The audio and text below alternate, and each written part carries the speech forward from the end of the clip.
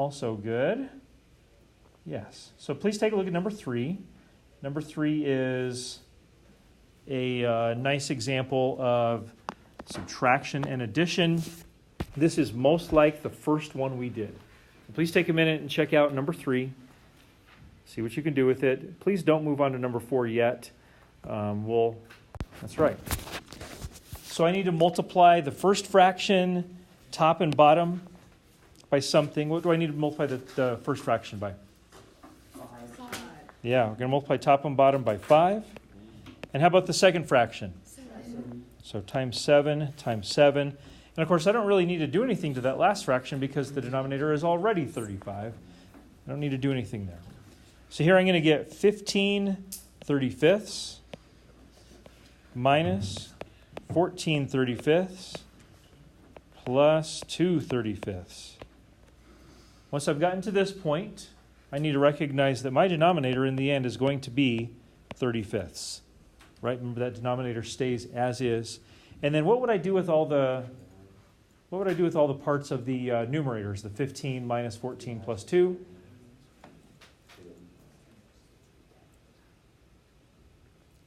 Any thoughts? Subtract them and add them. Yeah, so what's 15 minus 14 plus 2? 3. 1 plus 2 is 3. So 3 35ths. 3 35ths. Questions? You guys tracking with me here? Yep. Okay, very good. Last one on this set is division. Does anybody know? I don't know if you guys learned this in middle school. I'm hoping that you did. What do you do when you have a fraction divided by a fraction? Copy dot flop. Copy dot flip. Yeah. Yeah. So, what do you guys call it? Copy dot flop. No, what do you guys, you're giggling. What do you call Copy dot flop. Shh, I'm talking to them. Copy dot flip. Yeah, some people say copy dot flip. Some people say copy dot flop. Some people say keep change change. You ever heard that one? I don't know if I like that one as much, but some people say that. So, do you guys like copy dot flip? Flop. Fair enough. Fair enough. Okay, so what that looks like is this. Copy. There, trash can. Why don't you just swallow it? Chase, I'm in the middle of saying something. Oh, I'm sorry. Thank you. So copy means just leave the first fraction the same. So 23 25ths. What does dot mean? Multiply. Yeah, change the division to multiplication. And what is the flop or flip, however you want to say it? What does that mean? Make it flip. Yeah, flip the fraction, flop the fraction. Yeah. So 5/46. So doesn't this turn this now into something like we did in number 2? Now it's back to multiplication. We'd use the same kind of thing we did before.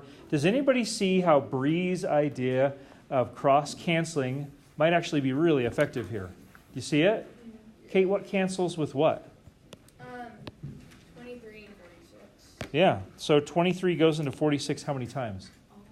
2 times. So 1 and 2. And then you guys see that there's another one? 5 and 25. So the 5 goes into 25 how many times? 5. Yeah, so it's a 1 and a 5. So now when I multiply my numerators, I get 1. I multiply my denominators, I get 10.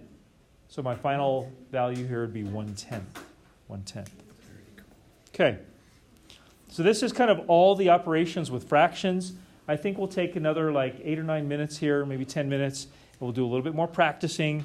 So if you would, flip over to your other page to practice 2. I'm going to skip the application for the moment, the one with the sugar. We might come back to that at the end. I would like to see you all do number 1 first. It might seem simple, and maybe it is. I want to see you guys do number 1 before you do anything else. Give it a shot.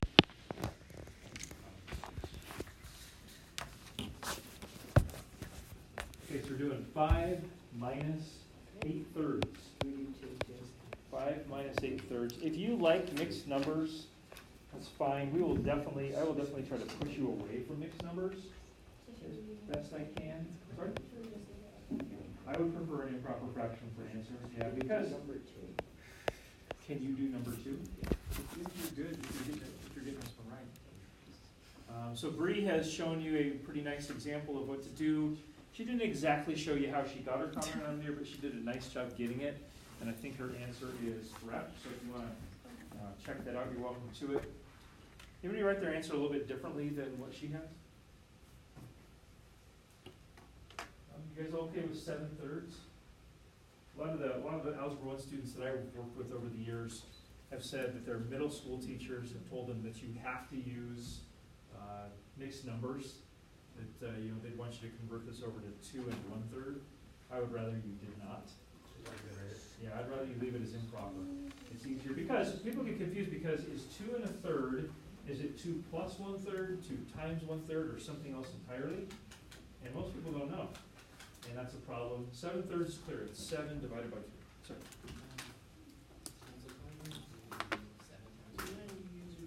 Nope. When you multiply fractions, you always multiply your numerators together and your denominators together. So you multiply horizontally. Yep, and that can be reduced. Bree, would you mind passing around to somebody else at your table there?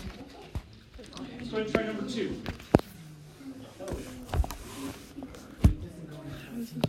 Oh, Something goes in both of those. I just messed that up. I don't know. 3 is 63/21. You got 64/21, which is 3 1/4. I prefer this answer, to be honest with you, but I think that's right. Yeah. Who knows? Okay, so what would you guys describe that step as right there that she's doing? Cover up flop. That's the copy dot flop, right? Because she had recognized she was dividing fractions. So she copy dot flopped, and do you see her cross canceling there? It's nicely done. 4/7. Is that you, Sasha? Yeah. I don't know. So I think 4/7 would be a good answer there for number 2. 4/7. I didn't leave you much room at the bottom of that, did I? Sorry. Any questions on 1 and 2? Keep rolling with 3 and 4. We'll check some answers here in just a minute.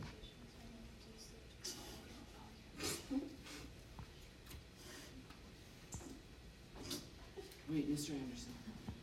Yes, sir. So 4 goes into 8?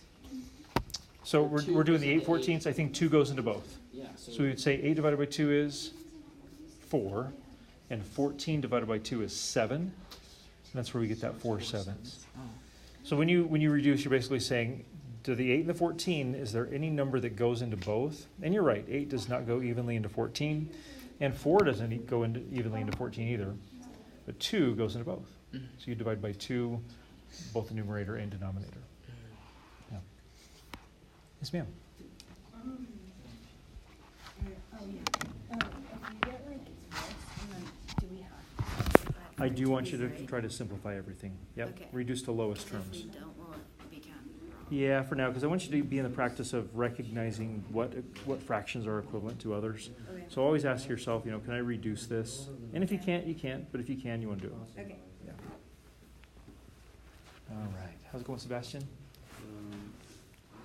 So, what I just go left to right? Yeah. So let's talk about 3 real quick. Can anybody tell me what the denominator is on the 3 in number 3? It's a 1, right? Remember, if there's no denominator, it's understood to be a 1. So I'd start off with this. And then what would be your common denominator? 7. Say again? 7.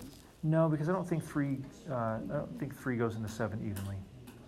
Remember, anytime you've got 21. Yeah, it would. Anytime you've got prime denominators, like 3 is a prime number, 7 is a prime number, your lowest common denominator is going to be just the product of those. Okay. So it's going to be 3 times 7 for your least common denominator. Would you still 21. Yep. Would you still do 21 for the 3/4? Yeah, because you want that denominator also be 21. Okay. Hey, Sydney, did you do number 3? Yes. So you got a common denominator of 21? Yes. How did you get that for the first fraction? Yeah, for the 3/1. There you go. Top and bottom by 21, right? Does that make sense? And then how about the second fraction? You multiply top and bottom by By 3. 3. And how about the last fraction? 1 by 7. Perfect. Does that make sense? Yeah. Okay. So then when you do that, you get 63 over 21 plus 30 or 15 over 21 minus 14 over 21. So I think in the end we would get 64 over 21, right? Because 63 plus 15 is 78 minus 14 is 64. Does that make sense? Yeah. Okay. All right.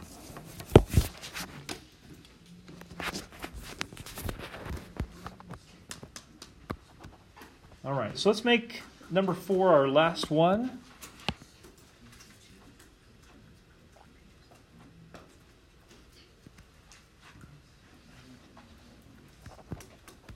How are you guys feeling about number 4? Feel okay? Would maybe either one of you guys try? Sorry, maybe get the pen tool here. Do you want to do it? You can do it. Okay, let's see what happens with number 4 up there. 4 times 6 fifths Go. equals 2/3. So she did 4 over 1. Makes sense for sure.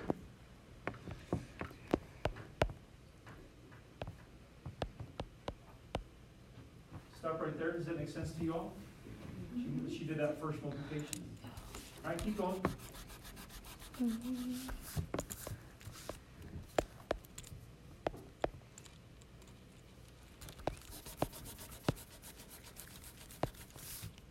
Whoa. Oh, could you show? Okay, there we go. Yeah, here. I did not mean to do that. Looks like 72/15. Yeah.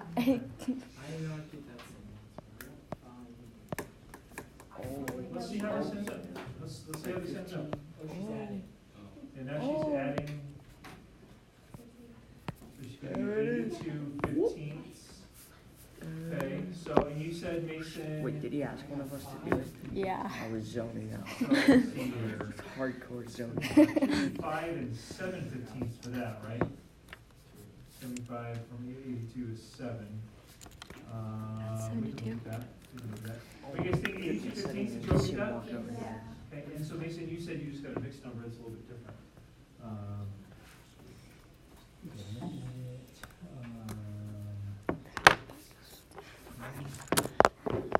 I didn't mean to do that. It just happened. So tired.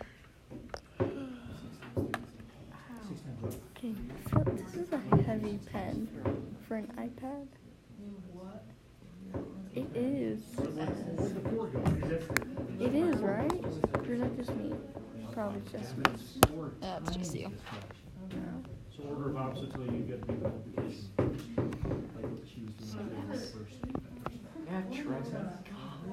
Yeah, It's not me, it's Trevor. Okay. Banging his chair. So, follow-ups, questions. We're going to wrap it up right here, unless there are any. Okay, so why don't you rebuild your forts, please? Clear your desks off of everything. Thank you very much. We're going to do your concept quiz now. You thought we just...